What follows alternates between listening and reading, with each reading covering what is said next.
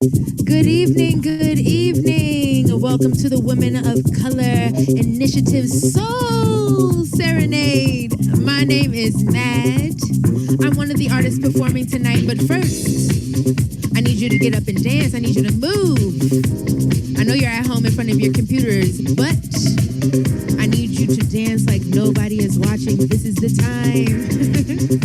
All right, let's go.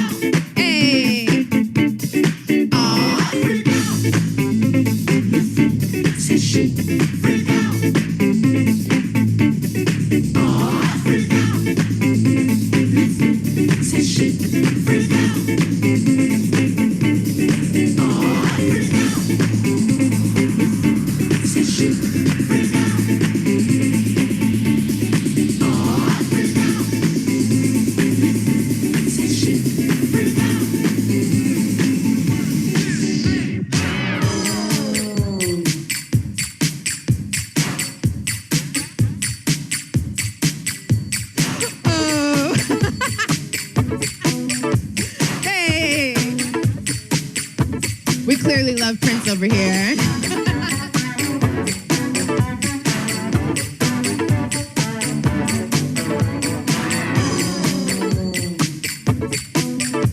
Hey. Oh, we got a new partier today. Come on through, girl.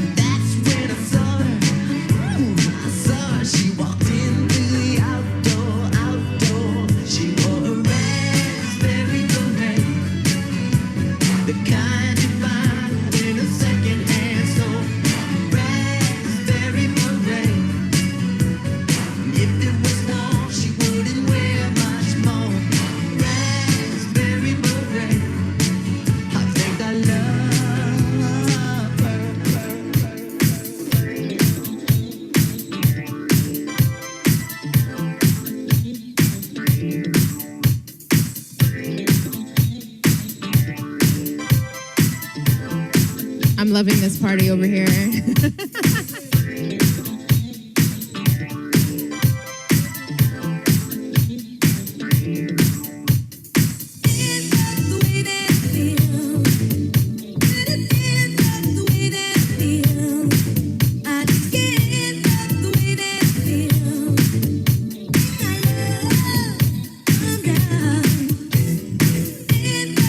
right, y'all. All right, y'all.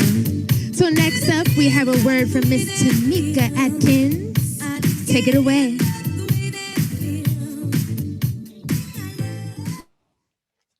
Oof. Thank you, DJ MAAD. Oof. That was nice to just dance and laugh and smile with folks. So welcome. Good evening. My name is Tamika Atkins, and I'm the convener of the Women of Color Initiative and the executive director of Pro Georgia. Welcome to the spring series of Soul Serenade. You know, this year, the last 14, 15 months have been very difficult for the world, but in particular for women of color. We hold many hats. We are the lifeline, the lifeblood, and the glue of our families, our communities, our neighborhood. Literally, we are the infrastructure of humanity. And, you know, this has been a challenging year, and you all have met that challenge with grace and courage. And we want you to know that the Women of Color Initiative is here to support you, to walk with you, and to provide moments of release, of learning, of gathering, and of joy through our Soul Serenades. So tonight's Soul Serenade is part of our celebration of Women's History Month. And during this month, we highlighted our original thought leaders. These are 15 women who are all leaders in their social justice field, came together to shape the direction of the initiative. I want to acknowledge two of those 15 thought leaders who are a part of tonight's program, Anana Harris Parris and Maria Azuri.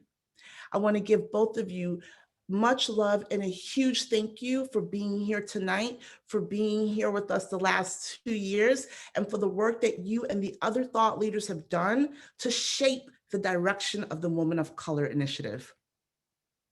We also want to honor and celebrate women of color in our communities, right?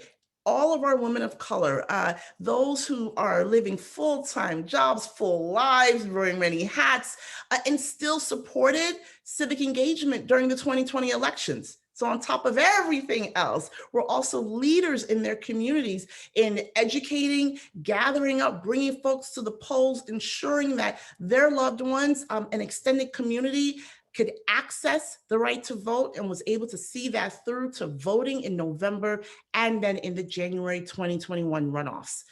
So we are asking you to help us highlight these unsung, sometimes just unseen and undervalued women of color who, in addition to all that they do, led the way for civic engagement and to help increase the turnout of women of color in this past election cycle. So we would like you to send us a 30-second video or pictures of these women, and we will highlight them on our social media in April. Now, the deadline is tomorrow, so please go to our website for all of the details, www.womenofcolorinitiative.org. So tonight, we are serenading our souls for liberation with an amazing group of performers and guests. We are welcoming back Anana Harris Parris, who is our host and Woman of Color thought leader, and Iman Jordan, our resident artist, and who brings just so much spirit and soul and joy and presence to our Serenade series. Get ready for some exciting R&B performances, dynamic spoken word pieces, and we're going to also use this moment to continue our individual and collective self-care journey. So again, I want to thank you all for supporting the Women of Color Initiative, the Soul Serenades, and remember, we were never meant to survive. And with that in mind, I encourage you all to be gentle with yourselves. Thank you. Oh, Tamika, I love how you closed out. That was amazing. Thank you. I think the idea of the Soul Serenade and everything that's happened really has been fueled and pushed and promoted and supported by you. So thank you. We appreciate you so much. It takes leadership to make collective efforts happen. So thank you for your leadership. I also want to acknowledge Tanya Turnley. I want to acknowledge Regina Roberts and Sandra Barnhill. You do not see their faces, everyone, but they are instrumental in what's happening. Hey, Iman, how are you? I'm going to tell you all a little bit about Iman, but first I want to say thank you to MAAD. That MAAD, she came in with the hair. Yes, MAAD is the artist that just blessed all of us. I was over here doing all kind of housing it up. I don't think y'all were ready for anything I was doing over here with this fro, but the Serenading of Your Soul is a revolutionary act. It is a conscious choice to say, I will soothe everything in me so that I am stronger, not just for myself, but for my family, for my community, for coworkers, for comrades in the movement with you. So I want to say, MAAD, thank you. Not only for being gorgeous, but your talent, your energy, and your artistry really set it off tonight. So let me tell you all a little bit about MAAD first so that you understand how phenomenal she is. MAAD, embracing music as her destined calling at a very early age. MAAD, her eyes were limitless, and her potential as an artist was limitless. It set her on a lifelong path of discovery, determination, and relentless drive. I think we just saw that. The New York-born, New Jersey-raised artist found her inspiration for self-expression through her mother's work as a stylist and her father's talents, as a musician. We see you, MAAD. Now I'm understanding.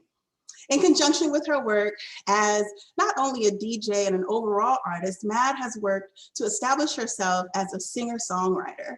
In addition to accumulating a wide range of accolades for her music releases in 2017, 18, and 2020, MAAD is a much sought after model. Yes, she has been featured in various magazines, including Elle and 17. Her latest release is a multi-part EP series titled Eventually Part 1. I know that some people are logged into Zoom. I know some people are with us on live. Welcome, welcome. If you're here with us on live on Facebook, Instagram, anywhere else, we want you to say hi by typing. Tell us what you think about MAAD, because I'm feeling everything that she's done, but she will be back, so no worries. I also want to introduce the wonderful, the incomparable Iman Jordan. Hello, hello. Hey. Let me tell you who Iman is if you missed any of the Soul Serenades last year. Last summer, Iman literally serenaded our souls. And it was one of those moments repeated in a way that made you say, now who told him my business for him to write songs and pick songs? Everybody last summer was like, that's my song. So today, let me just tell you, let me remind you who Iman is. He is a pop and R&B soul singer and songwriter, in addition to movement music songwriter.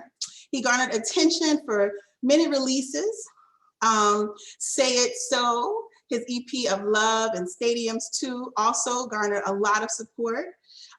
He signed with MySpace Records, and then also has a phenomenal showing in terms of singing and songwriting for many artists, Alicia Keys, just to name one of many. So just so you all know who's going to be gracing us today and who curated this beautiful artistic experience, Iman, you want to say hello? Hello, Anana. What's up? Thank you for that introduction. You're welcome. I'm so excited you're here. So I don't want to mess up any of this good soul serenading that's about to happen. But what I want to know is, how do you feel about what we're about to do today? Well, the people who are live on Facebook, please type some of your thoughts, but what do you want to kind of wet everyone's whistle with about what's going to happen right now? Well, I think that I feel pretty confident saying you've never seen a Zoom show like this before. No. For sure. All the artists that came through, they came through with love, and everyone put their heart into their performances. And I'm really excited about what's about to happen. So let's do it. Yes. Yeah. Well, I'm not going to hold us back any further. Let's see what we got. Enjoy your soul being serenaded, everyone. Sereiyeh Hall is one of many women who has not gotten her just due. In fact, Martin Luther King Jr. Was a part of a mass meeting here in rural Georgia. And while he was in that mass meeting, she began to talk to God aloud about what she desired for the world. And over again, she kept saying to God, I have a dream. Really? This was in Terrell County, Georgia, I believe in 1962. And so people need to know that before it was Martin's dream, it was Prathia's prayer. I knew Prathia. I did ask her. You did? I did ask her. And she said, yes, it was true.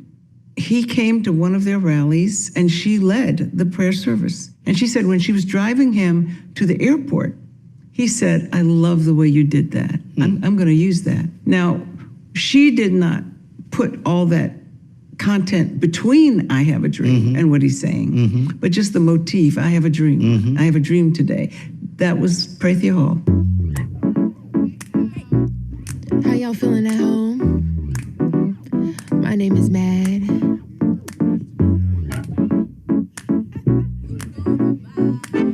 We're gonna get by.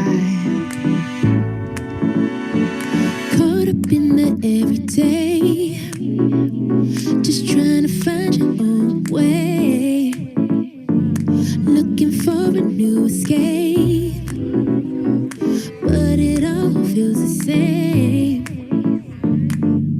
We keep making the same mistakes. It's always a price to pay, the fear of unknown.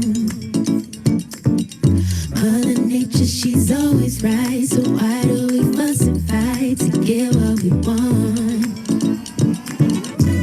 Keep pushing, baby. We're gonna make it. Gonna get by. Don't you go crazy.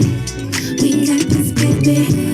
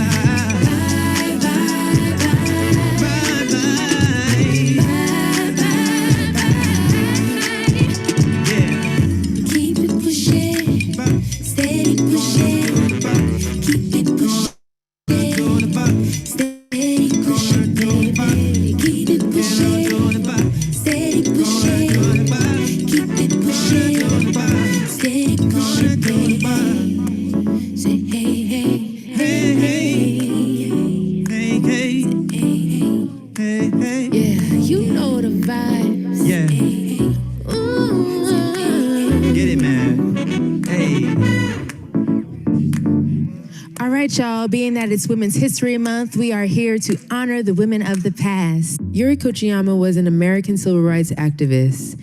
Influenced by her Japanese family's interment and her association with Malcolm X, she advocated for many causes: the anti-war movement, reparations for Japanese American internees, and the rights of people imprisoned by the U.S. government for violent offenses whom she considered to be political prisoners.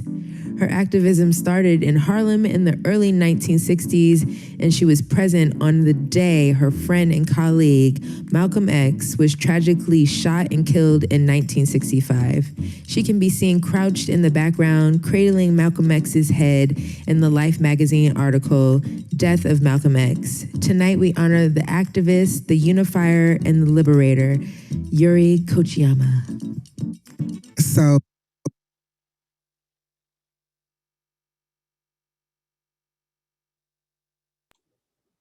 All right, we have the beautiful Seraiyeh sharing some wonderful thoughts. Hi everybody. Now, tell us the truth. How do you feel? I want to see it in the chat. I want to see it on live. Share some comments. We want to know what you thought about that. I want to read what you are saying, what you are experiencing. Nikki says, thank you for the truly positive love and energy. Love right back to you. Dr. Cheryl Jordan says, I am energized. All right, well, now we want to hear from wonderful, the powerful Iman. What do you have for us? What do you have in store for us? That was great, wasn't it? I love that song, and you were the one who put me on to Parathea Hall, being that she was inspired that I Have a Dream speech, which was amazing. So I'm glad we got to include that in there.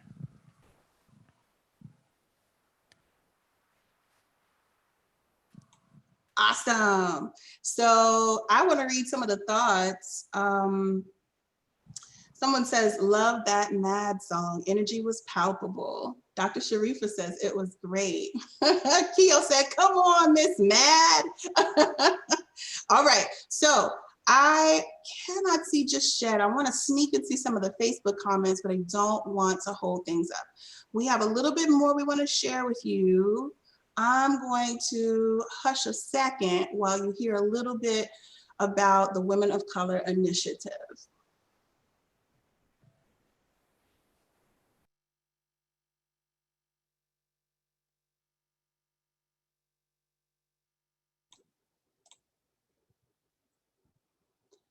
So the Women of Color Initiative is a beautiful collaborative effort where we bring together women of multiple ethnicities who have experiences with not just oppression, but with rising and pushing and breaking through that. And so what's beautiful about this particular initiative is not just the inclusion, but the stories. Are you all hearing me? I don't know if you've been to the website, but the website offers you a lot of information that we didn't just tell our stories when we began to formulate what this initiative would be. What we did was we also, as an organization, initiated a survey, a very comprehensive survey. I want to give a shout out to Hershita and that entire group that made sure that we came back with data that translates to not just surveyed results, but reasons to make sure that funds are allocated, that our thoughts and our perspectives can be included in decision-making that's grounded in real critical needs. Because that's really what we're here for, making sure that we're addressing each other's needs, of serenading our souls, but then also having a degree of advocacy about how we move in our everyday life. Because just like this is my mama. said, we weren't meant to be here. Here we have- This is one of the first rights. Johnson was one of the transgender homeless youth. You know, she's just always like, doesn't see things as a challenge. She sees them as kind of like, cool, well, here's how these people do it. I'm going to find my own way to do it. And yeah, she's super inspiring. She's never told me not to try something too, like with music. She's always just been like, be really good at it, whatever it is. Whatever you do in life, just be really good at it. So yeah, she's a painter. She's a personal trainer. She dabbles in herbal remedies and holistic style, you know, healing. I feel like she's just always got her hands in something different. So she inspires me all the time. And yeah, that's my mama. I think being a woman, we are given we're faced with a lot of challenges, but we're also given a lot of different responsibilities that we may or may not have wanted innately. But I think that it's like, give a woman, you know, a loaf of bread, she makes a meal. Give a woman a house, she makes a home. Give a woman, you know, anything, and she makes it something more beautiful than it was when she first got it. So I think being a woman is something I'm very proud of. And I feel like I have almost like a moral obligation to incite change with the power that I have being a woman. Being a woman means having power. It means having strength and also being okay with showing vulnerability, because the more vulnerable we can be, I think the stronger we become. Hey, I was never innocent. I took the blame, gave it out for free. Now the karma's back again.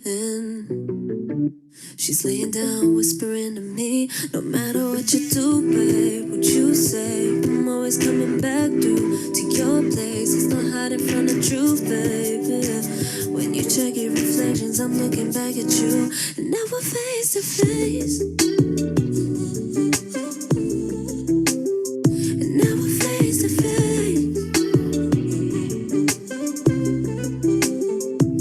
You tell it like it is when I'm playing games. Tell it like it is when I can't do the same. Face to face. 'Cause I was never innocent. Skeletons are creeping up on me like everyone I ever met.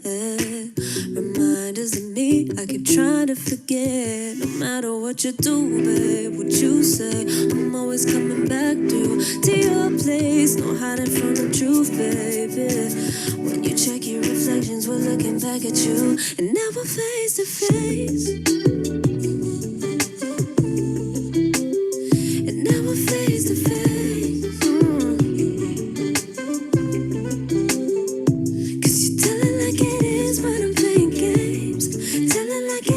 When I can't do the same, face to face. Yeah, 'cause I don't wanna think about it, don't wanna talk about it. I'm just so sick about it, can't believe I'm feeling this way. Don't wanna talk about it, don't wanna think about it. I'm just so sick about it. Tell me, is this fair? Yeah, 'cause now we're face to face.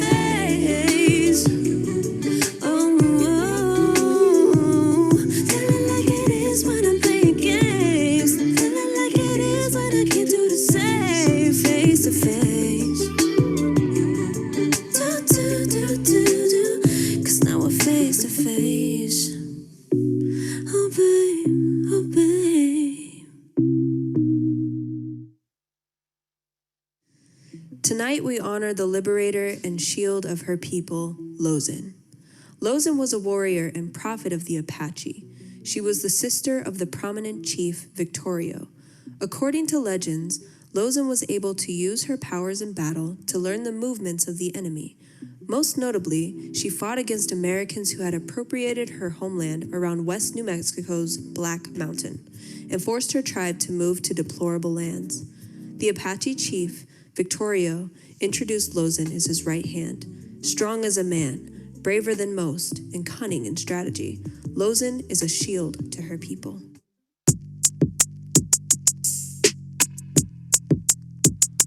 Okay, real quick, I'm gonna jump in here while the video stops. Turn your lights down low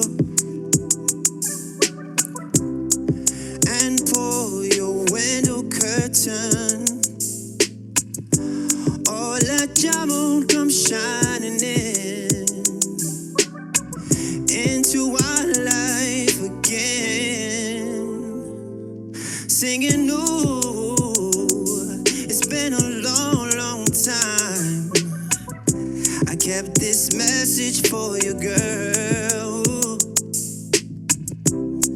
but it seems I was never on time. I kept this message for you, girl, on time, on time, yeah. I wanna give you some love, good, good loving. I wanna give you some good, good loving. Alright, alright, alright, yeah. I wanna give you some good, good loving.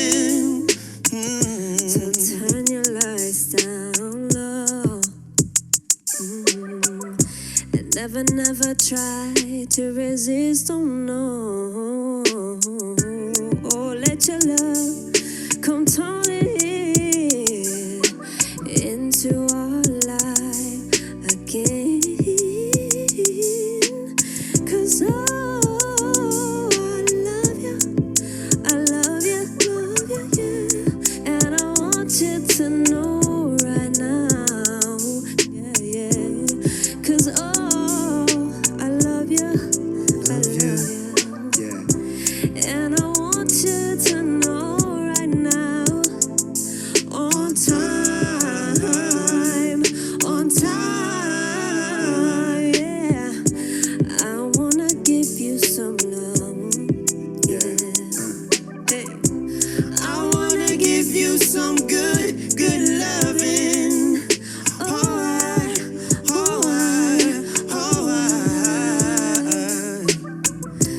I wanna give you some good loving. So turn your lights, turn your lights down low. Turn your lights down low. So turn your lights down low.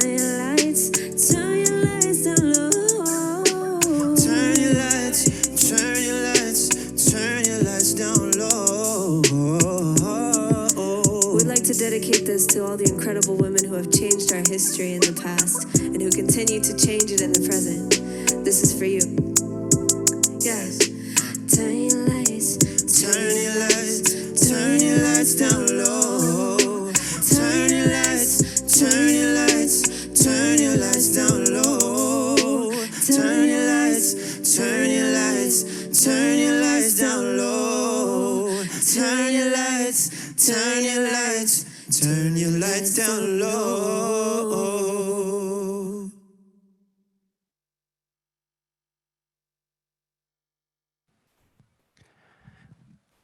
Hey. That was amazing. That was Miss Keo singing one of her original songs, Face to Face. So let's give it up for her for her song and her performance. And also we sang together Turn Your Lights Down Low. Just a brief introduction for Keo. I mean, she's a friend of mine and she can sing, y'all. You can hear it right now when she's in her performance. And one of the things that we did is we did a little talk interview where everyone brought a picture of a woman in their lives that has inspired them, whether they be dead or alive. And she and Keo brought a picture of her mom and spoke about how much her mom means to her. And so, and what we did is we took those pictures at the very end and we put it up with the candles to pay homage to all of the women that have impacted us, me included. My mom's up there and also my two grandmothers. Hey, Dr. Jordan, she's there. She's out there right now. So thank you, Keo, for that great performance. You were amazing. Next, we're going to go into a performance by Seraiyeh. And Seraiyeh is an amazing individual. I met her through the LGBT Center, and she's 19 years old, but she is so wise and she's so wise, beautiful, and also just very warm spirit. And I am so excited to have her a part of this Soul Serenade. So this was Seraiyeh, and take it away. This one right here is my godmom Vava. All three of them are my godmoms. My mom did not raise me, but these three women did. And I am so happy that I was able to be a part of their lives because they really impacted me.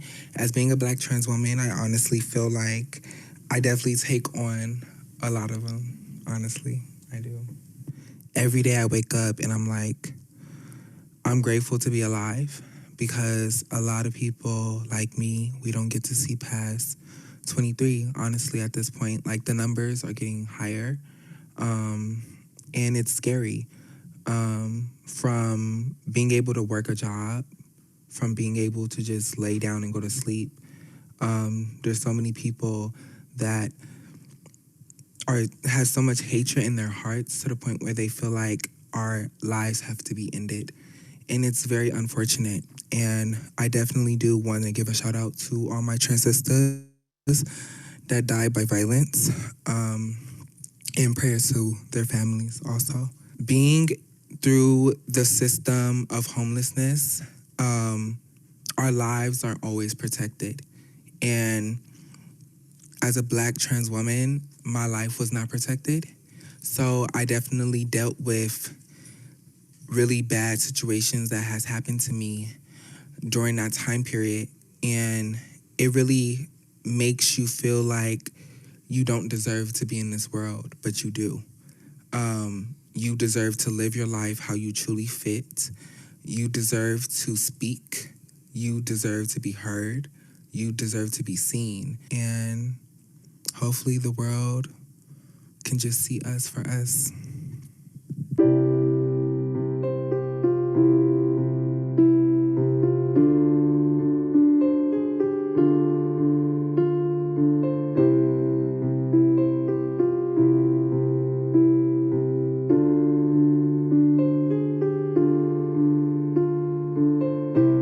You feel in her own. She goes on her own. Regardless of the pain put on her, she heals on her own. When she walks, she thrives. She never dies. That's no option. She only survives. Everything she does is very much alive. She does it on her own, with her pride. She lives a life where she has to fight. She takes the mic and speaks her light. She speaks what's right.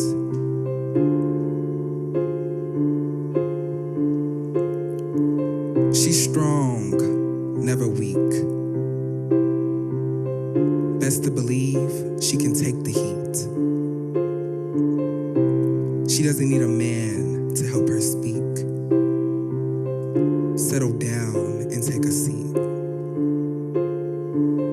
A true queen that can take a lead.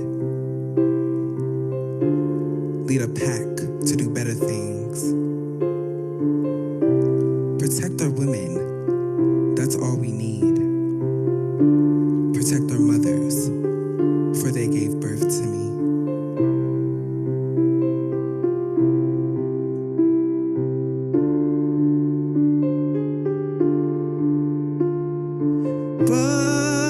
Butterflies begin from having been another. As a child is born from being in a mother's womb. But how many times have you wished you were some other? Someone than who you are. Yet who's to say that if all were uncovered, you will like what you see?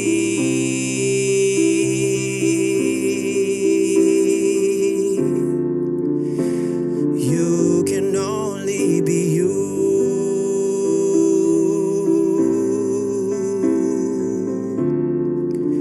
'Cause I can only be me.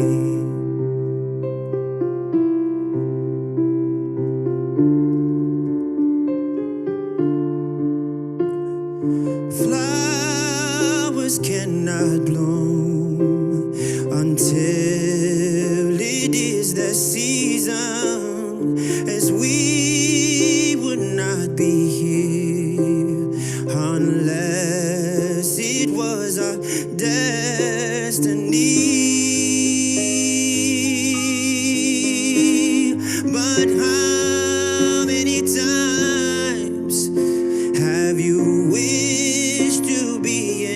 spaces, time, places than when you were. Yet who's to say that with unfamiliar faces you could anymore be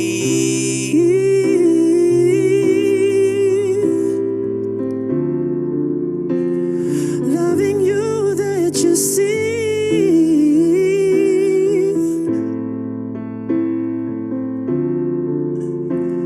You can only be you.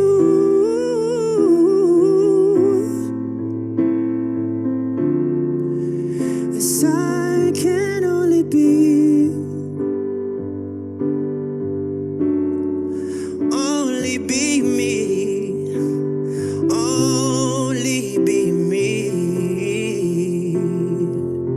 Yeah.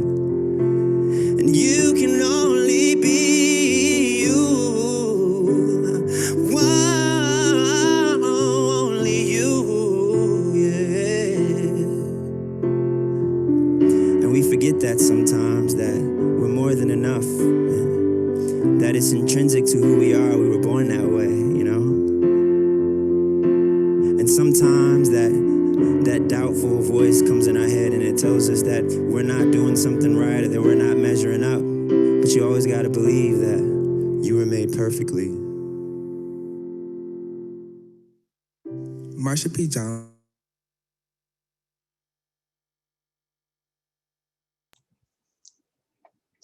Stonewall Uprising of 1969. She is remembered as one of the most important activists for transgender rights.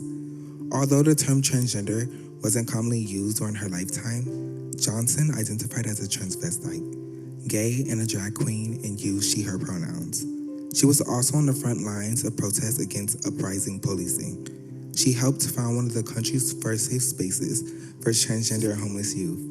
And she advocated tirelessly on behalf of sex workers, prisoners, and people with HIV and AIDS.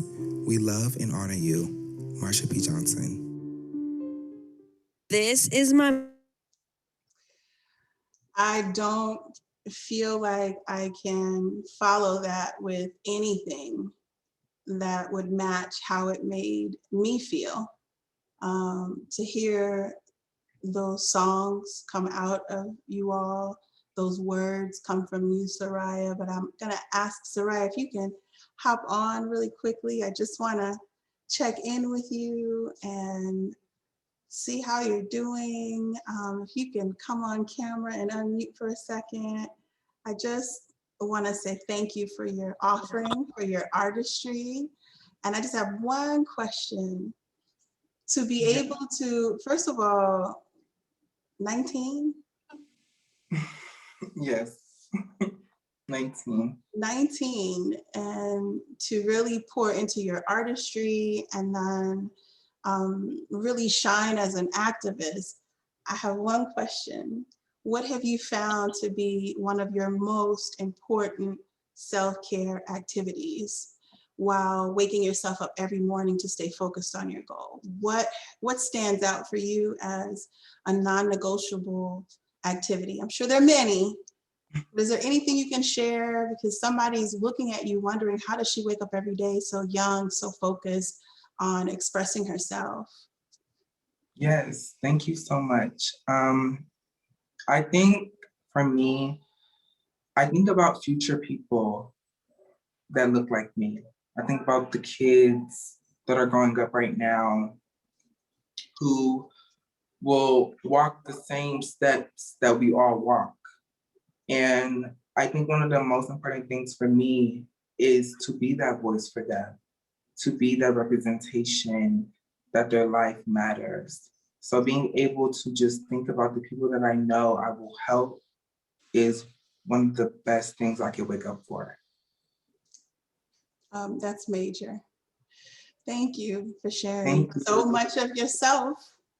You don't have to, but your transparency and your raw artistry is definitely a soul serenade experience. So thank you. Happy to be here. Thank you. Yay. I am also lucky enough to introduce a powerhouse of a sister who I've been lucky enough to chat with a few times before today. And before I bring her on, I am going to do my due diligence and make sure you all understand who you're about to listen to, if that's all right, as they say. Dr. Shareefah is has a long-standing, commitment to improving the lives of women and minorities through mental health initiatives. Did you all hear what I said?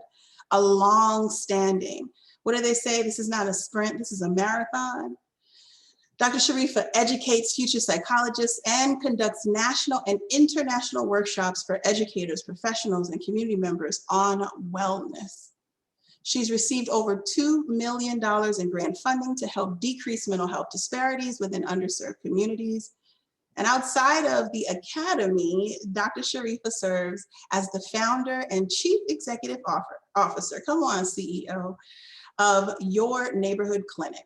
It's a not-for-profit clinic that provides low-cost and insurance-based mental health services. You all hear that? It's a not-for-profit clinic. It's called Your Neighborhood Clinic, and it provides low-cost and insurance-based mental health services.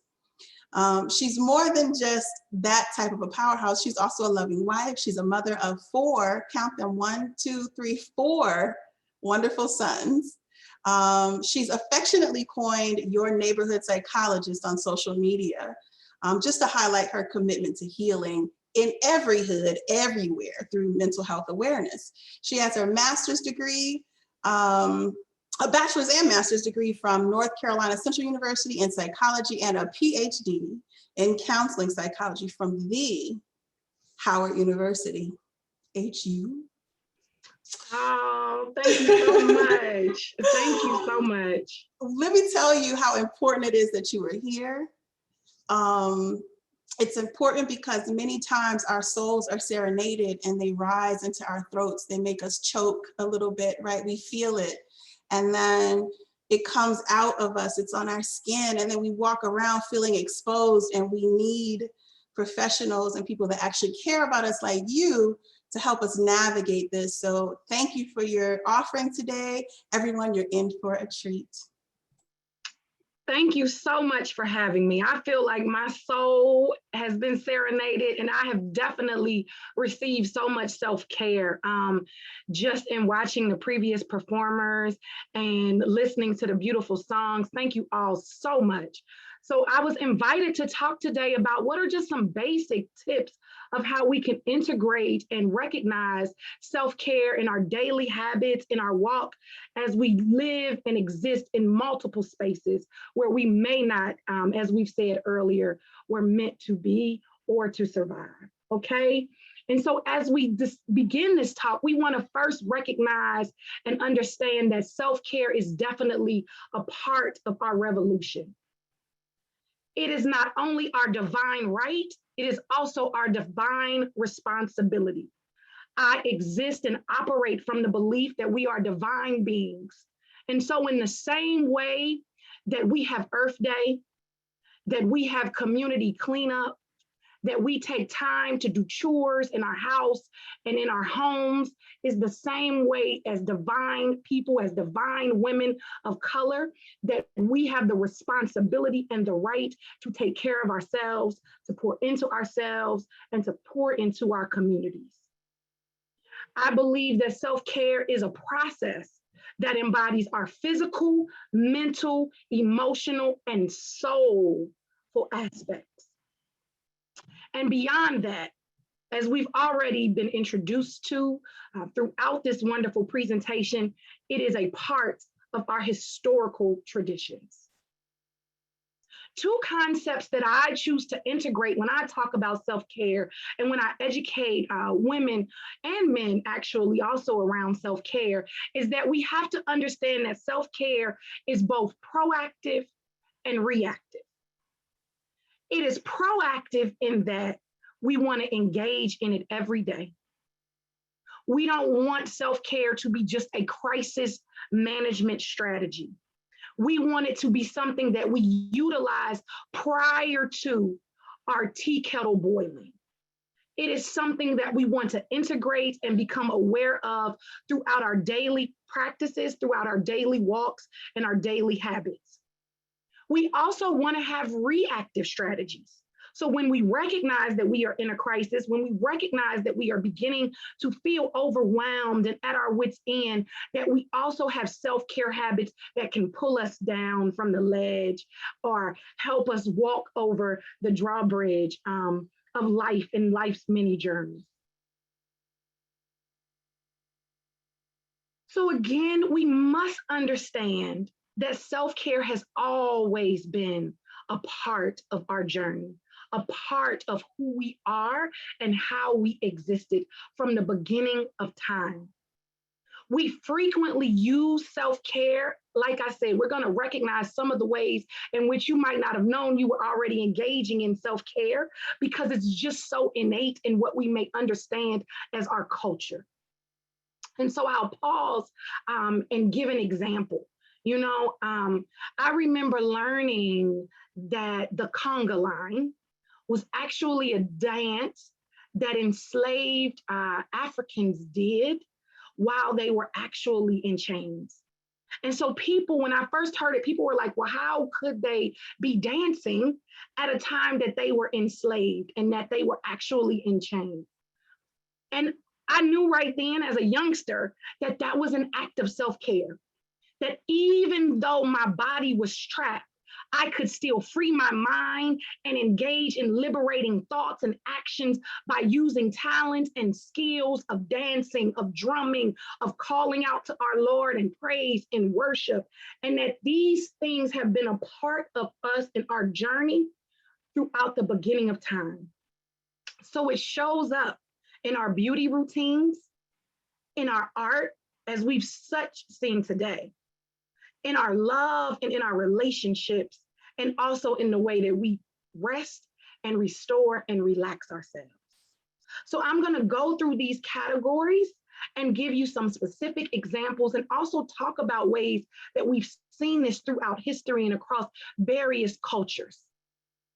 And so when we look at our beauty routine, most women can tell you that when we book our hair appointments, that when we sit down with one of our self-care strategists and get our hair washed and comb through our roots, it is something freeing and liberating about it. And so even in how we present ourselves in the world in the form of just our hair care, we are practicing self-care habits. When I look at women who engage in henna and henna tattooing, and using skincare habits of exfoliating ourselves and sitting in steam baths and soaking in Epsom salt, these are small things that we again have been doing since the beginning of time as a form of self-care. Also, when we engage in regular exercise, when we get up, when we move, when we dance, those are a part of our beauty routines that say we matter. Our bodies matter. Okay? When we think about our art, when we think about how we show up in the world and use our talents and our creative gifts, whether we are just like myself, a Grammy-winning, award-winning shower vocalist, I believe I probably have the most Grammys for singing in the shower. That is a form of self-care.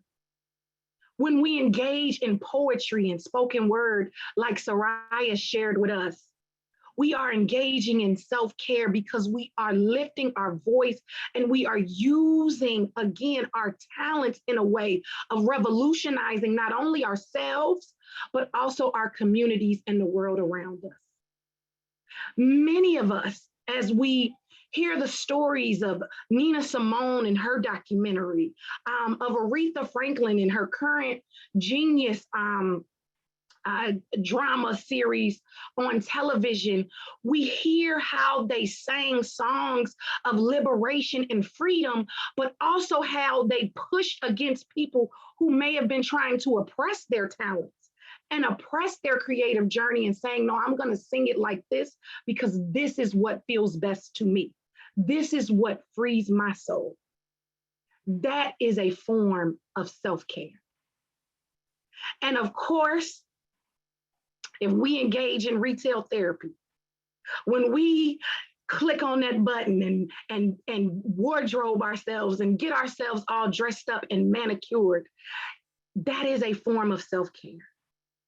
When we say we are putting on this, or even if we are putting on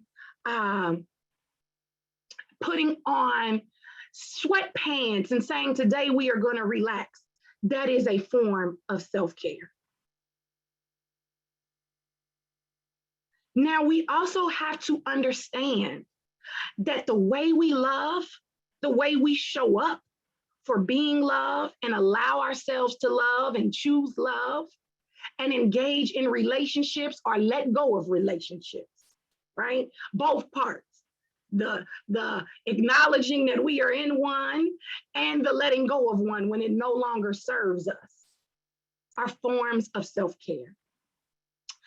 In this particular one, I want to pause and think about all of the women who chose to not only just love, but to love enough to risk their life to bring forth children. I am reminded of the story of Assata Shakur when she was in prison for life. And in a moment, made love and produced life. And even though she did so many revolutionary acts, right, in her lifetime, the mere fact that she was impregnated while she was in prison highlights how the act of love and the act of choosing to be in love and making love is a form of self-care. And I also want to talk about how hugging and engaging in hugging. Research says that not only when we hug, it does something in terms of our physical space and regarding trust, but that biologically it releases endorphins. It makes us feel safe. It immediately calms us and soothes us. And so by being present and allowing us to have physical touch simply by hugging one another, we are engaging in self-care. Again, when we let go of relationships, when we say this is no longer mutually beneficial, this doesn't feel right, I have grown past this place, that is a form of self-care. We also must think about, I see we are surrounded by beautiful women who are engaging in multiple levels of activism, that creating relationships in the community and being of service to the community is a form of self-care, because it not only recognizes that I matter, but you matter too. And my relationship with you is something that feeds the both of us. We are engaging in acts of self-care.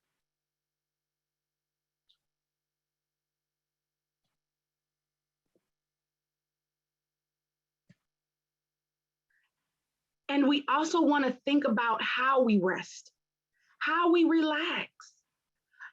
In the drama series, Genius on Aretha, they showed how after her friend, her longtime friend and saxophonist, King Curtis, who also actually randomly had an album called Soul Serenade, that after he was killed in a random act of community violence, she went away and checked herself in for therapy and for long-term care in order to engage in rest and relaxation. So when we establish a clear bedtime at night, when we turn our phone off and put it on Do Not Disturb, when we highlight that we have free time, that we don't fill up with various other projects or activities or just busy work, That is a form of self-care and provides us with the nourishment and the replenishment to engage in all of the other activities that we may engage in. Also, when we trust our spirit, sometimes we wake up in the day and it's like, no, not today. I'm gonna call out. I'm just gonna have my sick day and my mental health day. That is a form of self-care. And of course, when we practice good breathing, right? Because sometimes, you know, we get ourselves up in the morning and we find ourselves in a moment. And it was not the moment that we meant to start our day off with. And it's like, oh, my 4 children are trying to take me somewhere I didn't necessarily want to go. So I have to pause and take a breath and bring myself back to a place of wellness, back to a place of calm. And so anytime you want to you feel like, wait, I might be tipping over the edge, remember your breath. Remember to take a deep breath, take a cleansing breath, breathe in, clear your lungs, and let it go. I remind everyone, right, that the power of the breath is always a moment that we have changed. As soon as you take in a breath and you exhale it, you have not only changed the air around you, you've changed the air within you in just that second. Okay, so we want to make sure that we practice good breathing and that we recognize that breathing and calming breaths are a form of self-care.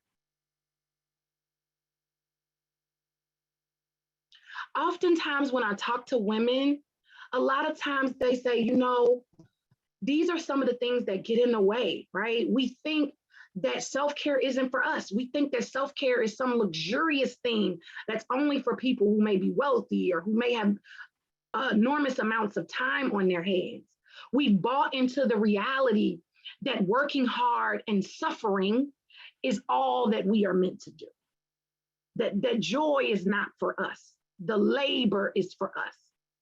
And we also believe that if we aren't working hard, then we aren't progressing.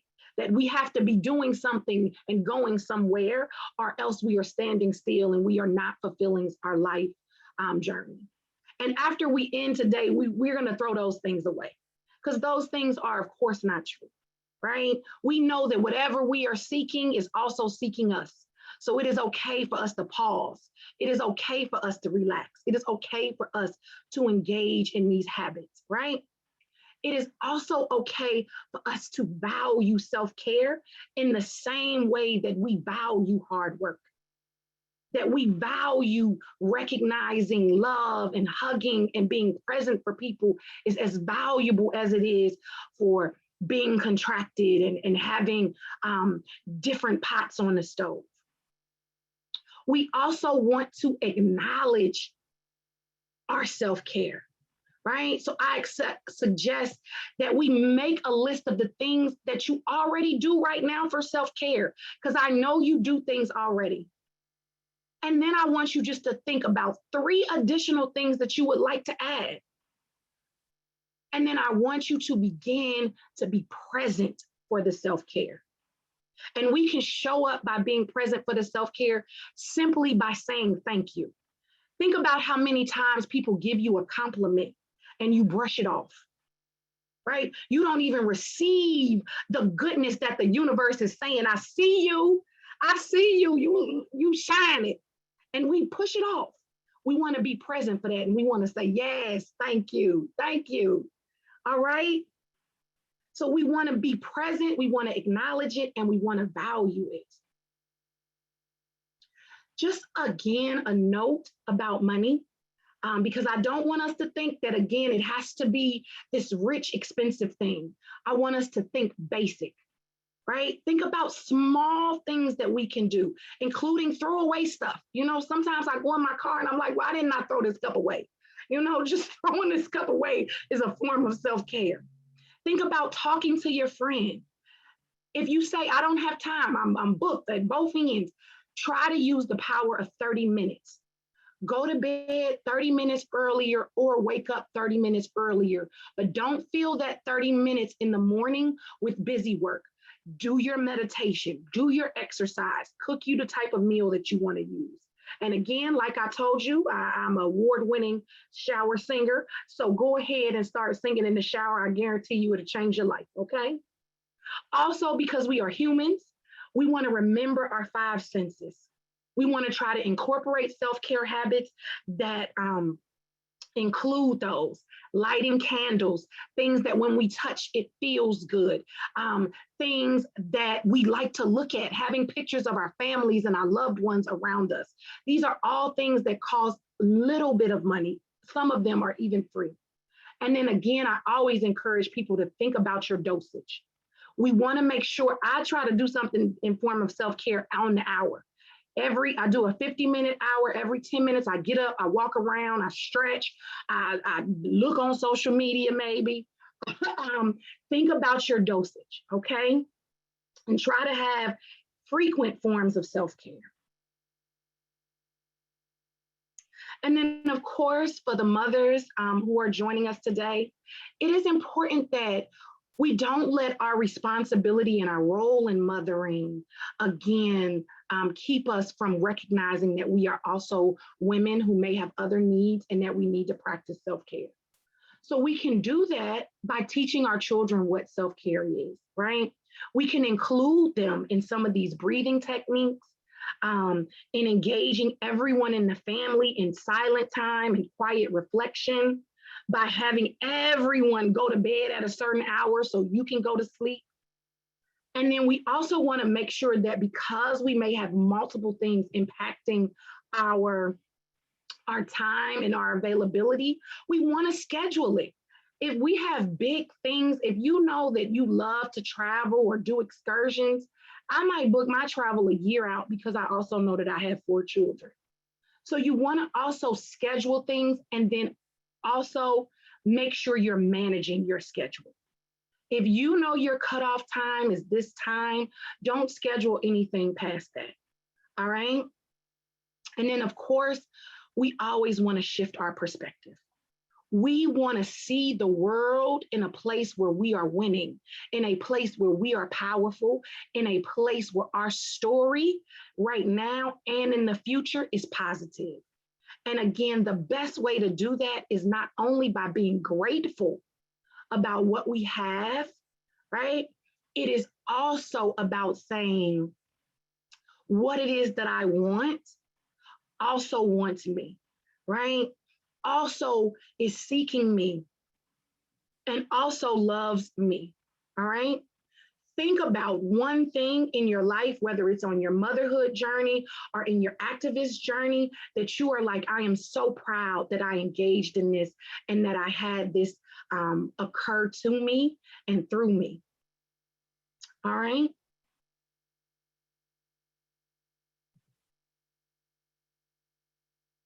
And so that concludes, I think that was 15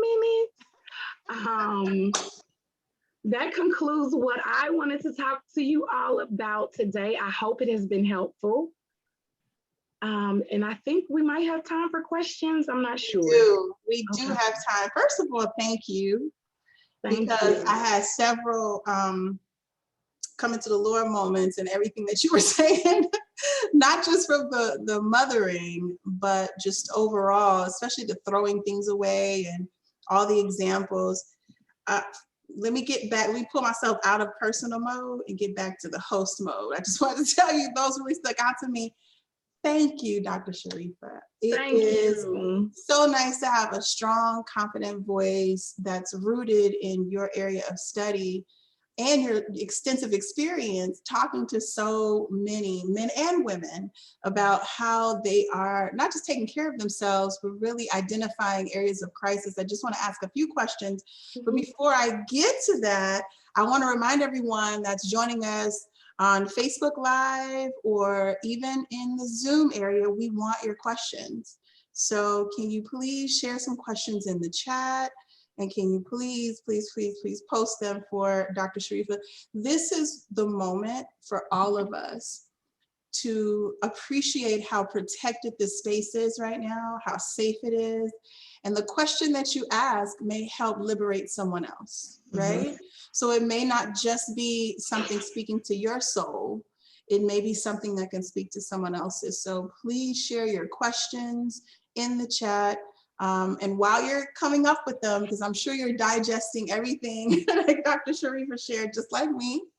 But Dr. Shareefah, what, as a psychologist, how do you take care of yourself? I understand that there are certain aspects of being a therapist and a counselor where you can begin to absorb that secondary trauma. So many of us are in a service-based position or role. Even as an activist, we're listening to other people's experiences with oppression and injustice, and we're seeing it and we're looking at it on our phones. But your job is to be in close proximity to those who are trying to recover from so much. How do you take care of yourself, and what have you found to be critical because of the position you're in? I will say I have probably, historically throughout my life, I have probably done two things mostly. One is around time management.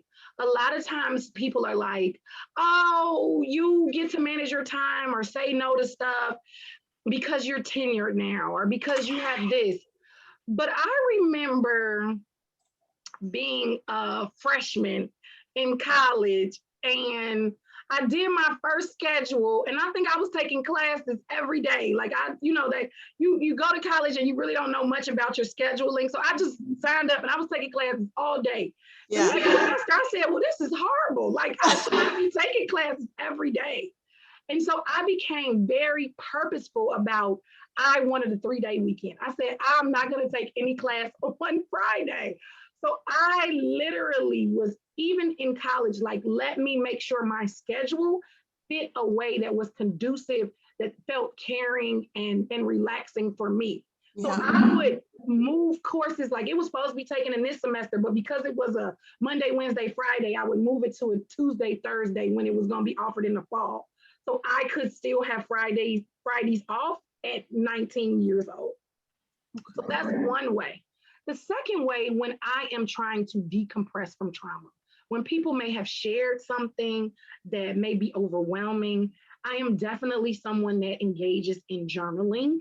And so as a therapist, of course, my notes are confidential, but they allow us to have what we might do as progress notes and then process notes. So I engage in what we call in our field narrative therapy, which is actually the art of writing and telling a story as something therapeutic. And so when my clients share their trauma and share their traumatic stories, I do a long process note so I can release that immediately to not carry it home. And then lastly, I, of course, try to surround myself with loving relationships. So that might be the day that I come home and hug on my kids, hug on my husband, kiss necks a little bit more, and get their love and positive energy back to me as well.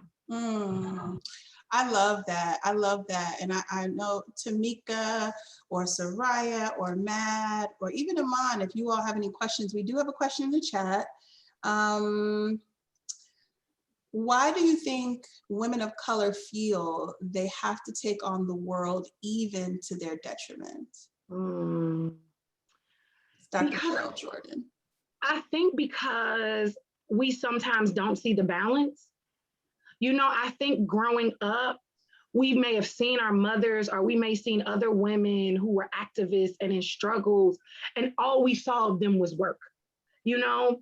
But we missed, because they may have ushered us to grandma's house for that weekend, them engaging in that pampering, them engaging in that self-care.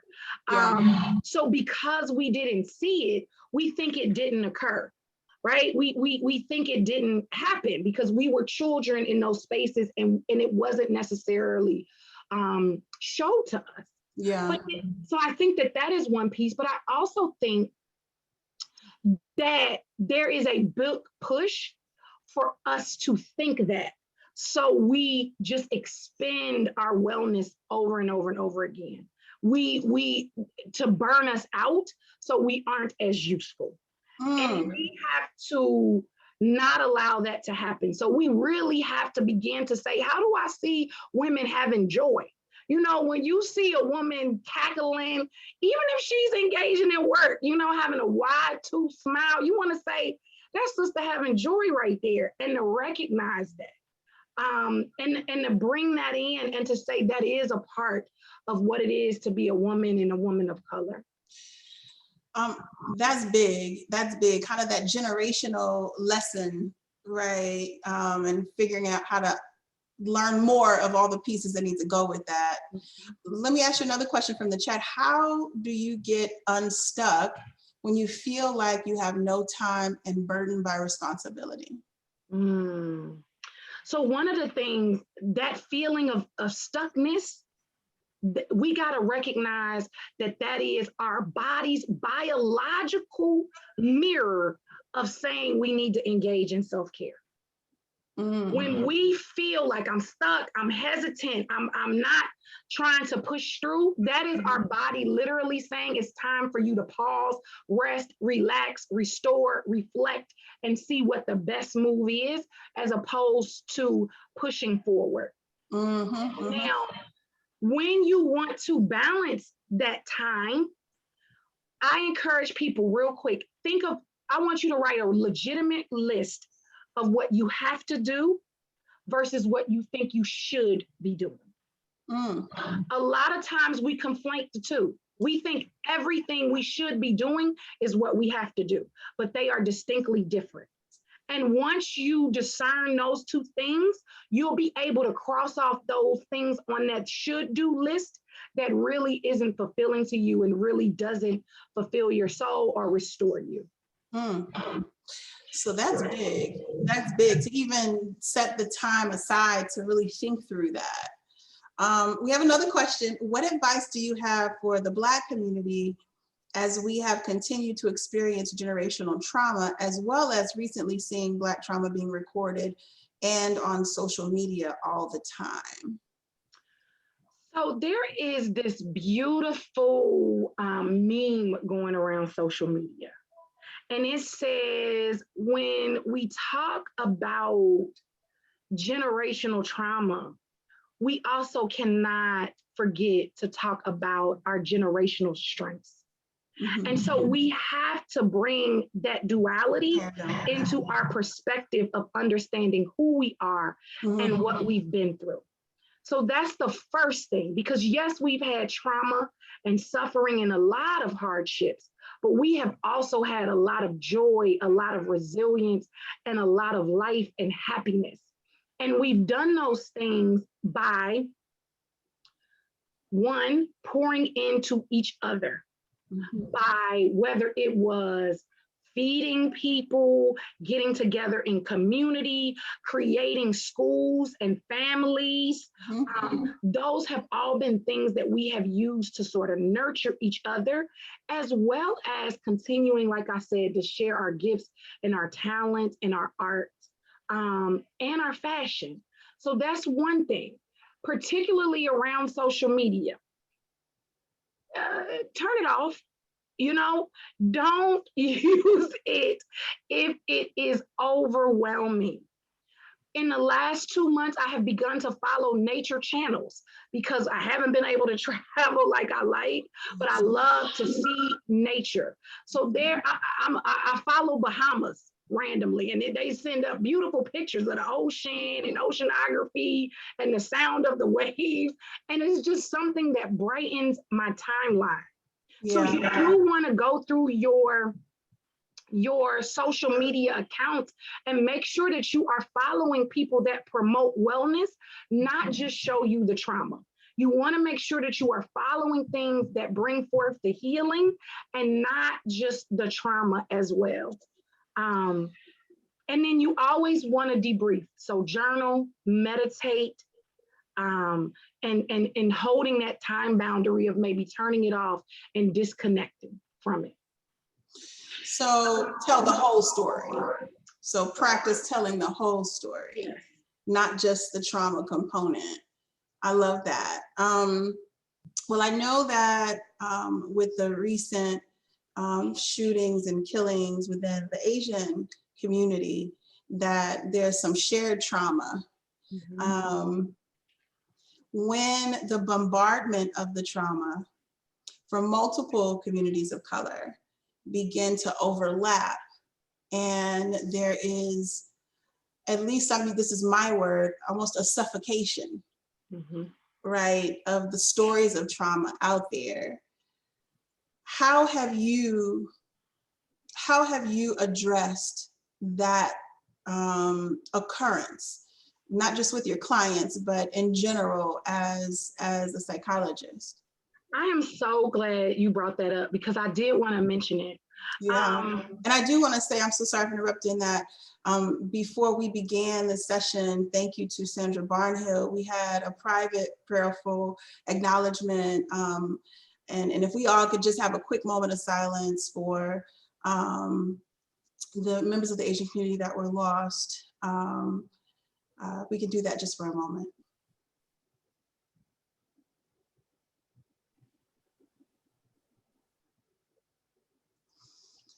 Thank you. I'm doing the breath. When you suggested taking a breath, I literally took a breath during your presentation. So thank you. So my apologies for interrupting. If you wouldn't mind sharing some guidance and advice. No, because it falls right in line. Because what I am going to say is that grieving and mourning and emoting, you know, that the idea that crying and can't physically express how we feel, that is also a form of self-care. And especially in grief work. When we think about Emmett Till's mother and her saying, you're going to see my son and what happened to him because I am grieving his loss, right? That is a form of self-care. You're not going to silence my tears, right?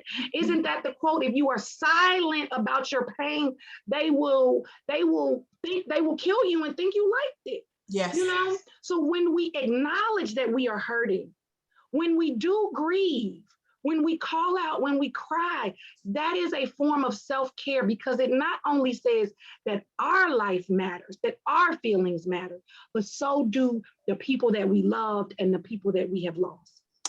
So we don't want to force ourselves to get over those feelings, even though it may be overwhelming. Yeah. Those feelings are real and they matter and you're allowed to experience them. You are just, I want to jump up and down, but I just want to keep listening because every word after what you say that comes out is just as powerful. So I'm like holding still, listening to you. Thank you. There has been this recent, and of course there are many reoccurring issues in the popularized media around coworkers and racism and racist comments and microaggressions and all of that. When we talk about grief, and we're going to close in just a moment, but when we talk about grief, can you speak a bit? Because a lot of the work that I do, not just with the Sister Care Alliance, with the Self-Care Agency, we are dealing with people in the workplace who are having very traumatic experiences. Can you talk a little bit about having that grieving moment cut short? When you are in an environment where someone's signing your paycheck and they are involved. I'm not going to name the popularized workplace scenario, but it is definitely a reoccurring issue, especially for women of color that do not always feel like they can liberate their own their own grief and liberate how they're feeling or show up authentically in the workplace without the trauma that comes with that liberation, right? So can you share a little bit about that when grief can be cut short or not even labeled properly as grief in the workplace? So, you know, I know, you know, I have to take a breath too. The things we do in order to be and exist. I encourage everyone after today to look for a real ally or even a possible smidge of an ally in your workplace. Our work community is it takes up too much time for us not to have some type of work social support. Something healthy. Something healthy inside. Where we can vent. So that relationship will hold two things: the ability for you to vent about your job, but also the ability to amplify your voice. And so you want to have and nurture that relationship so you can begin to amplify your voice and begin to activate systems of change within your workplace. We also want to make sure that we don't, sometimes we believe we are what we do. And we want to recognize that we are that and so much more. So we want to make sure that we don't only have one cup of wellness and routine in terms of work. We want to have multiple lanes, multiple streams of income, multiple things that allow us the ability to where if I'm not getting it here or I don't feel it here, I can also navigate and exist in this lane and be in this lane for a moment to feel better and to nurture and nourish myself. Girl, that is golden. It is golden advice. I want to add to that, having an outside advice counsel around your career so that your venting is in both areas, and one of those areas not impacting your job, but also helping you to have more career guidance is also a great pairing. But let me just tell you, I'm gonna marinate and breathe and absorb and look at this recording again. Dr. Shareefah, I don't know if I could thank you enough for the time and the energy that you put into not just the presentation, but the care and concern with the answering of these questions. If there's anything that is on your heart before we go, I would love for Iman and Keo to join us because I definitely want to hear a little bit from you all. But Dr. Shareefah, did you have anything that you want to share? My bison sister. I just want to leave you with this last quote, yes, and it's by Toni Morrison. Freeing yourself was one thing. Claiming ownership of that freed self was another. Okay, and so with that, I bid you adieu. Thank you. Yes. I appreciate you all. Iman, go ahead. Okay, mic drop. Thank you. I love you so much. That was amazing. Oh my God. And Shareefah has been one of my longest friends. And I'm so happy that I was able to witness you in action, and I got so much from everything that you said. So thank you so much for blessing us with that. So we're going to bring on Keo real quick. Keo, can you turn on? Hey. Can you hear me? Yes. We wanted to bring you back because we kind of jumped into your interview, and you were talking about your mom and how much she means to you. And I wanted to kind of give you, a chance to talk about maybe your life or your artistry and maybe some self-care strategies that you use to stay positive and also creative. Since, we're in that creative world. What is something that you do? Well, I go to bed at a reasonable hour, which is something. The singer, that's kind of hard sometimes. I know. Well, I have a puppy, so I have to be up at like 6 or 7 a.m. regardless of what I feel about it. But I've just realized, and I actually just had a conversation about this with Chris Lee a couple days ago. And he kind of asked me the same thing, and it was like, I'm not of service to other people if I'm not of service first to myself. And that's something that after a lot of burnout, basically, I had to experience. I just said yes to everything. I said yes to everyone. I was just running on empty. And I think in general, as humans, we want to give to other people, right? But especially as women, we're conditioned to give more than we give to ourselves. It's like just a thing that we do. And so I would always feel guilty if I had to say no, or if I couldn't come through on something. And so now I still give to people, but it's a lot less draining because I'm able to set boundaries and set healthy limitations for myself to say, okay, well, I'm going to give to myself this much, you know what I mean? And understand that like I can give a little bit to the folks that need me in these areas.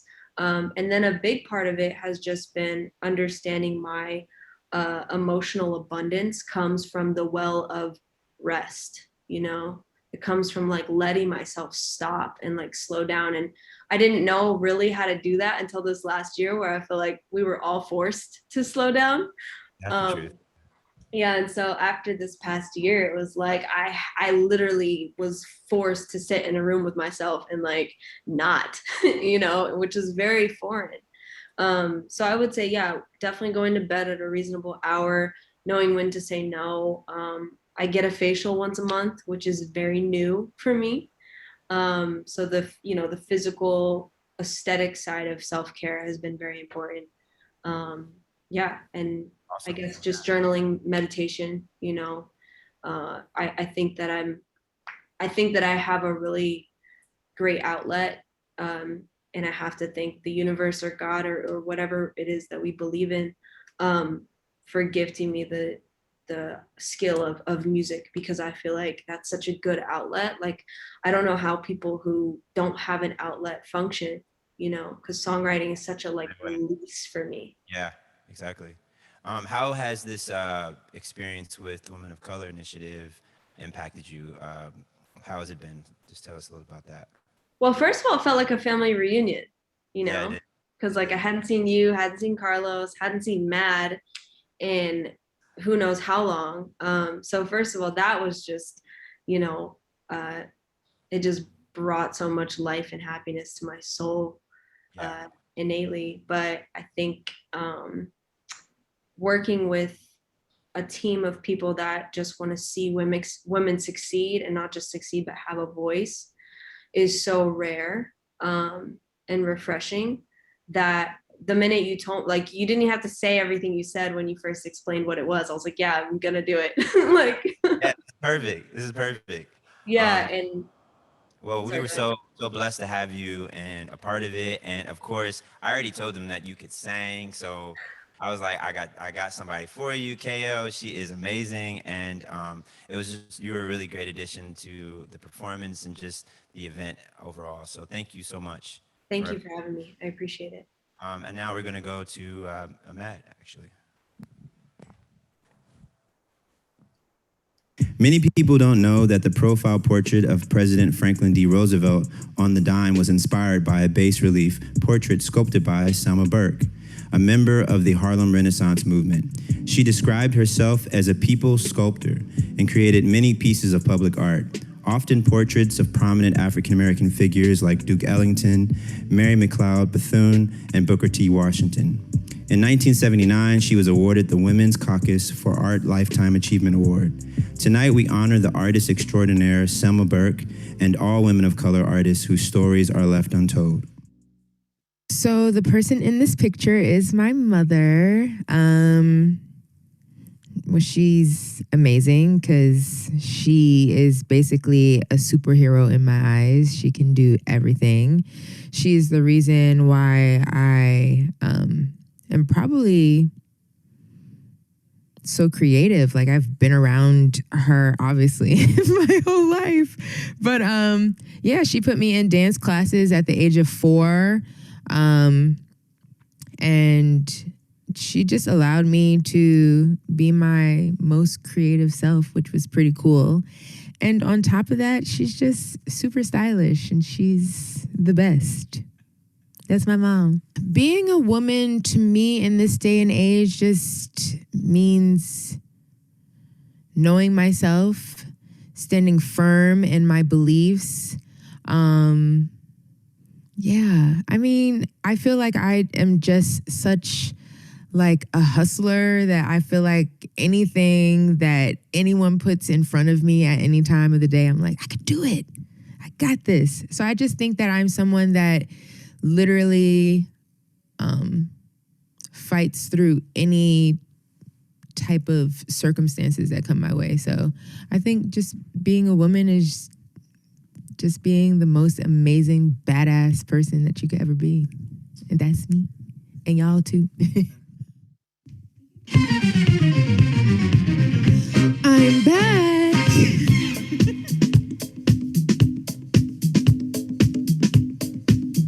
hope y'all are feeling good. Yes. Yes. We're feeling good over here. Hey.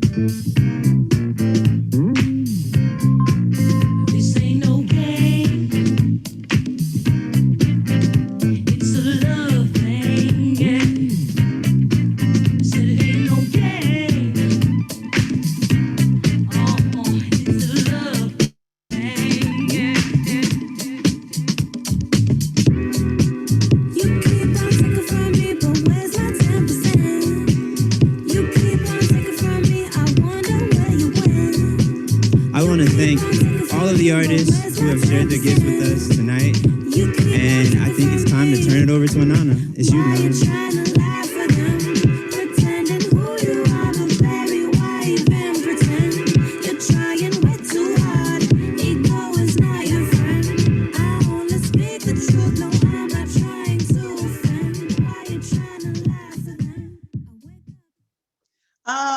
Listen, I think I have burned quite a bit of calories over here because I have been in mom land in this house for a while, and I am hoping I can get MAAD to chat with me for a second because Iman, y'all were doing it. Unmute for a second. What did it feel like to throw a little party? Both of you all, MAAD, Iman, what was that like? I mean, it was great. I mean, we haven't done any partying for, for a long time. So even just to have 3 people over and of course we did our COVID protocol. Everyone was tested before we came in to film this. And it was just great. It was just great to have live beings in my presence, which was amazing. And MAAD is amazing at the clearly. MAAD, what about you? And my second one, how was that? And then 2, it's been a little over a year since being quarantined and dealing with everything that has occurred with COVID. How are you doing? And how has the year been for you? I'm good. I have just tried my best to work through every circumstance that has happened in the past year. Yeah. Obviously, with being a creative and being a musician and an artist, a lot of times, a lot of our jobs have to do with being around people. So, you know, it has definitely opened me up to exploring different venues and avenues of myself and just trying different things out. So it's been cool. And also I would add that, you know, she's a recording artist first, but then secondly, DJing, you were DJing all the time and all the events that you were DJing were canceled because there was no more, there were no events anymore. So it was definitely a change. But one thing I can say is that you are the hardest working girl in Hollywood. I have to tell you, like, you are like, she put out projects last year. She said, I don't care if it's COVID. We even had conversations when you were like, I'm about to put this project out, but I feel like everyone's so stressed and I don't know what to do. Yeah. But you worked it and it's been amazing. So. Well, also, you know, I always want to put out music, and I think the songs that I was releasing at that time also had to do very much with the current state we were in. So as much as I was like stressed to put out music, I think that it was something to uplift people. So I think that was the plus side. You know, being an artist is all about, you know, being able to connect with the current times as well. So it worked out. Oh, that's wonderful. Well, I don't want anybody to go anywhere because there is something that's about to happen. We want to hear from you. We are going to share in the chat a link to some feedback that we need from you. One of the most important ways that we can push for liberation is when we are present and accounted for. And so for you to say, I was here at Soul Serenade, or for you to say, this is how this is speaking to me, this is what's happening in my life, your voice actually matters. We take your voice, we take your comments, and we use it and we share those specific types of feedback so that we can make sure that you are acknowledged, not just certain types of people, but women of color in particular across the board. We want to know what's happening with you. So right now in the chat, please take a moment and click on that hyperlink. And guess what we have? We have a gift for you. We have some more serenading and some more for you. But we really want you to right now, while we have you, while we have a moment, we want you to please click on that hyperlink and just answer a very few, just a short list of questions so that we can know a little bit about how you're feeling and what's happening in your world and what you think about what's happening. All right, are we ready? But before we start, we want to hear from the wonderful leader in the room, Miss Tamika Atkins. Thank you so much, Anana. I really wanted to just take the opportunity to thank all of the panelists, the performers, to thank Dr. Shareefah. This has been, as Anana said, as a parent and a single parent at home during the pandemic, this has been just so joyful and rejuvenating for me and my soul. And I really, really hope that it meant as much to all of you too, all of you who are participating. And, you know, this is what it looks like for us to love each other and to love ourselves, is to really take moments like these, like the Soul Serenade, and pour back into ourselves. You know, in some ways, participating in this, attending this serenade, taking the time out, you know, it feels like we set up a boundary ourselves, right? That this is our time for ourselves and nothing else is going to interrupt that. So I just wanted to just express my deep, deep gratitude to everyone this evening. And I thank you all so much.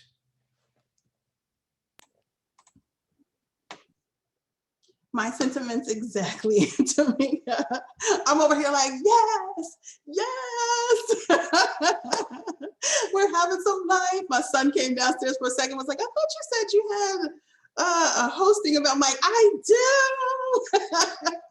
So thank you to all the artists. We are going to serenade your soul some more. That beautiful, beautiful voice of Iman Jordan is coming back. If you have not clicked that link, please, please, please, please, please, please, please, please, please, click on that link right now. And Iman is going to serenade us a bit more while you complete a few of those questions. Cool, let's do it.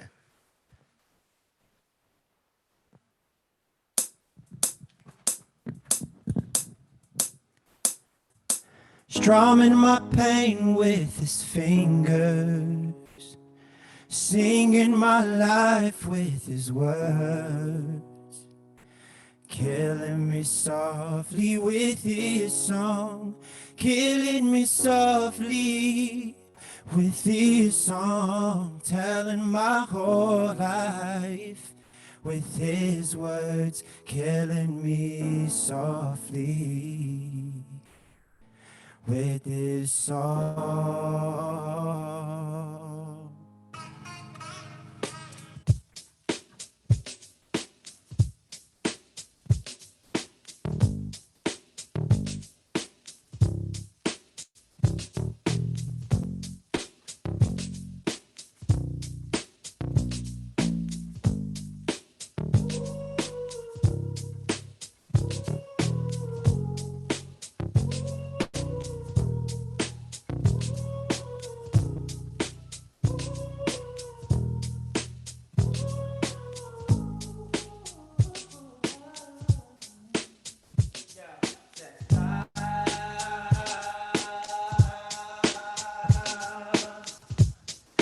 heard he sang a good song.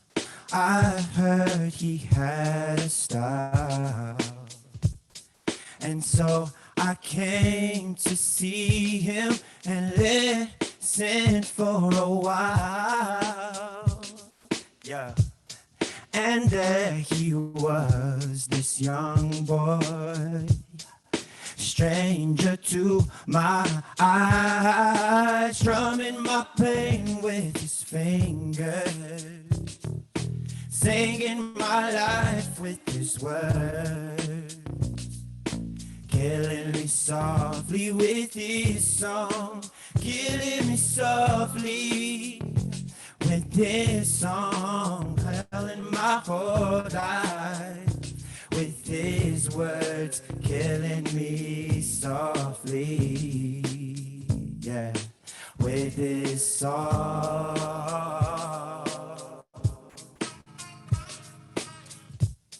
I was all flushed with fever, embarrassed by the crowd.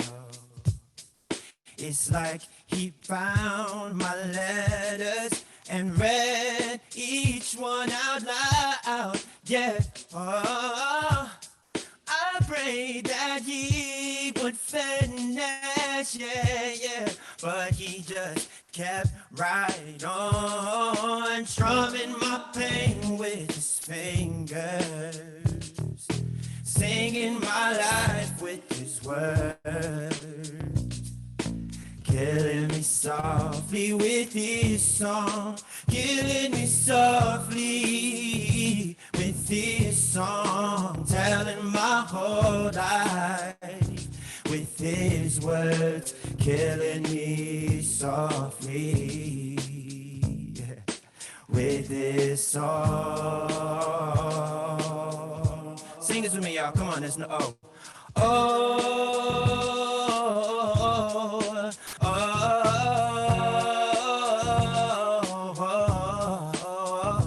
Yeah. La la la la la la la.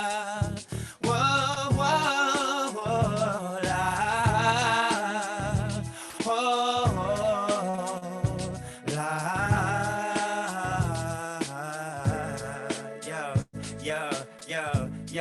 Yo, sing ya. La. Strumming my pain, yeah. Yes, he was singing my life with his words, yeah. Killing me softly with this song, killing me softly with this song. Oh, life with his words, killing me softly with this song. Oh, yeah, yo, so, hey, you're killing me softly, yo. You're killing me softly, yeah. You're killing me softly. You're killing me softly, yeah. You're killing me softly. You're killing me softly. You're killing me, killing me, killing me, killing me, killing me softly, yeah. Killing me softly. Whoa, whoa, yeah, yeah, yeah, yeah.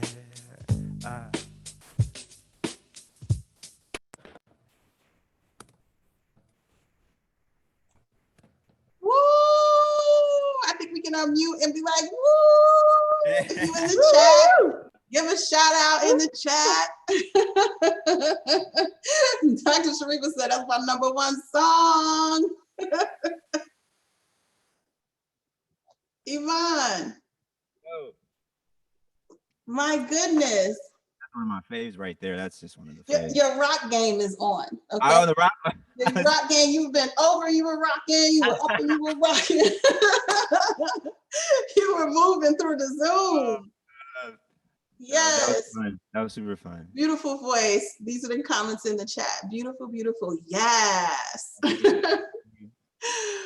Well, I definitely want to give you just a moment to share what's on your heart. You have always like grounded our DNA with like these kind of closing words that just meld things. So before I officially thank everybody, did you want to share anything, Iman? No, well, I think I just wanted to reiterate how much this organization means to me and how much I love all of you, Anana, Regina, Tanya, Sandra, and Keo, MAAD, Seraiyeh, of course, Carlos, everyone for helping put this all together for such a good cause, and also just to reinforce, oh, and of course, Dr. Shareefah, to reinforce that that we are walking divine perfection, and that you never have to feel like you're not enough, or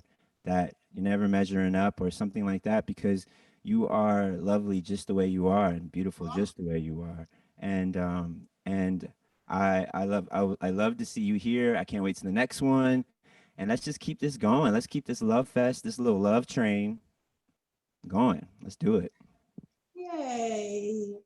Well, we have some women of color thought leaders that also have joined us. If you would like to share anything, drop a note in the chat, let us know. But we do want to have about 30 seconds to share.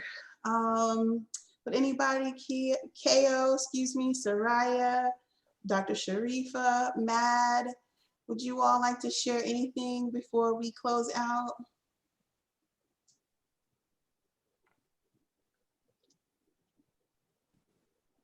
Hi, gorgeous. Hello.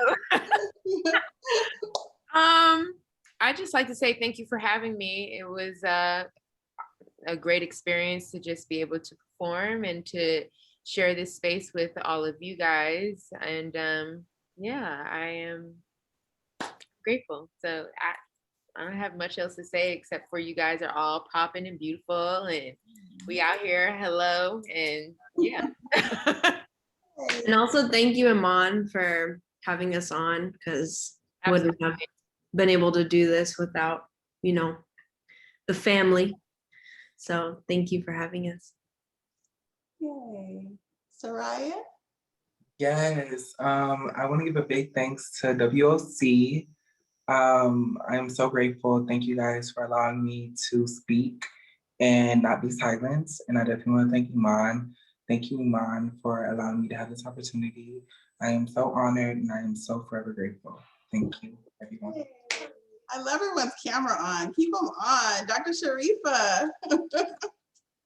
Just ditto. I mean, literally, my heart and spirit is so full. I mean, Anana, you are definitely the host with the mostest. All of you are, I'm like, oh my God, I need to get to LA. Like, it's lit. Y'all sing, y'all throwing parties in the house. It's beautiful. I'm like just so enamored with all of you all and your talent. Seraiyeh, beautiful Seraiyeh, thank you so much. Thank you so much for your spoken word. And of course, for the organizers, from the women in the front of the house and the front back of the house. Thank you all for helping with your technical support. And of course, Ms. Tamika Atkins, thank you for your organization. Thank you for all of the work that you do with the Women's Color Initiative and every thing that you touch and build. I just appreciate it all and thank you all. Yay. I think did we hear from everybody? I think we did. All right, well, I am so grateful. We do have a little bit of a something for you before we close out. On behalf of the Women of Color Initiative, we are so grateful. Can we all unmute and give like a round of applause and cheers and ooh, ooh, to everyone that showed up, that is a part of the Zoom, a part of the live on Facebook? Can we up 5, 6, 7, 8, 8. Thank y'all so much for joining us. We are definitely stronger together than we are separately. And even as we isolate, we will find our way to each other, because that is where our strength lies. So thank you, everybody. Let's dance out.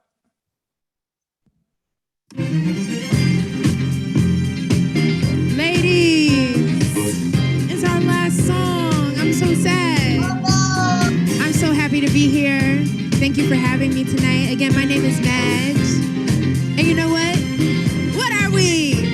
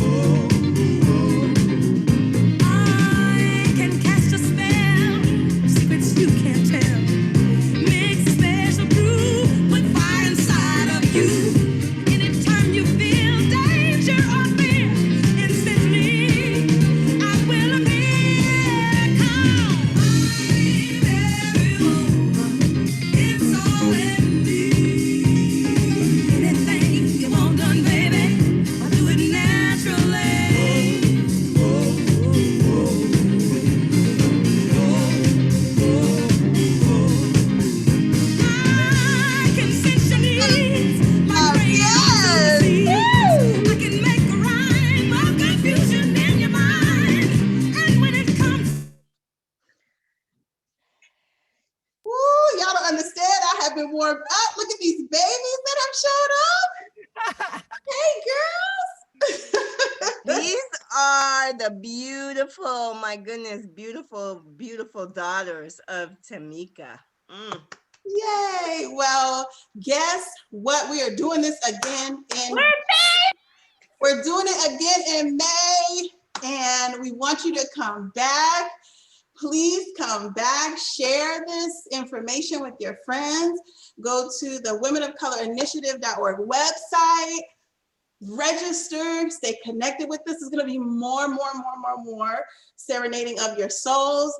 Make sure that you follow all of the artists on the Instagram accounts. You will find their information. It is so important that we support our artists because it is not just them.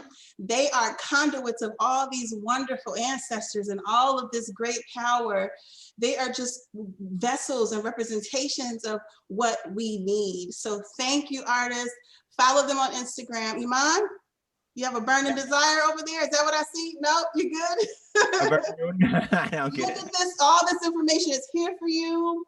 This recording will be up and available, so come back to it when you need it, when you need to take care of yourself, when you need to be reminded of some of the things that Dr. Shareefah said, some of the words of wisdom that Iman shared through songs, some of the beautiful vocals and spoken word gifts that Seraiyeh and Keo offered. When you need it, it's here for you. So join us. Thursday, May 6th, put it on your calendar. What did Dr. Shareefah say? What did she say? Get that calendar out. If this is something that speaks to your soul and is a part of your self-care routine, your critical needs, and we want you to put it on your calendar. Share it with a friend, invite someone who needs this very thing. Mwah! I'm sending a big kiss and a virtual hug out to all of you. And please, please, please, get home safe. Boom. I'll just say drink some water, get some good rest like Keo, okay, who's gonna wake up at 6 with her puppy, and make sure that you know that you can go to the website. You can reach out to us when you are in need. We are not just here for lip service. All of us are individual activists with our own organizations, our own initiatives. We come together because we're stronger together like Voltron, okay? Shout out to old school cartoons. All right, so see you in May. Bye. Woo.